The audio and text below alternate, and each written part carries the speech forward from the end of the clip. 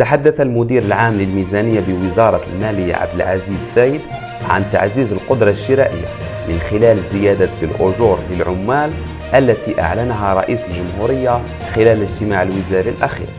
وأوضح عبد العزيز فايد في حوار يخص موقع لابارتي نيوز حول زيادة رواتب مستخدمي الوظيفة العمومي أن هذه الزيادات ترتكز في زيادة النقاط الاستدلالية.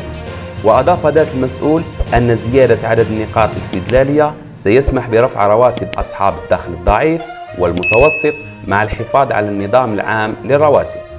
وأكد المدير العام للميزانية أن هذا القرار يتضمن ارتفاع ب 150 نقطة من الرقم الاستدلالي الأدنى بالنسبة للموظفين والأعوان المتعاقدين، وأيضا ب70 نقطة بالنسبة لشاغلي المناصب العليا، وبالإضافة إلى 16% في الرقم الاستدلالي الأساسي بالنسبة لشاغلي الوظائف العليا في الدولة.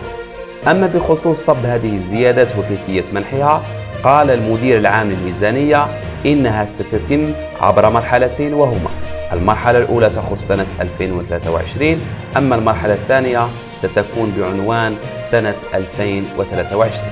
وسيستفيد العمال من هذا القرار من زيادات صافية بعنوان 2023 على سبيل المثال والحصر كما يلي: 4500 دينار بالنسبة لعامل الصنف الأول والذي يعتبر من أدنى التصنيف في الوظيفة العمومي، 5600 دينار بالنسبة لمتصرف صنف 12، وستخص هذه الزيادات أكثر من 2,800,000 موظف وعون متعاقد، وتتراوح هذه الزيادات ما بين 4500 دينار إلى 8500 دينار جزائري.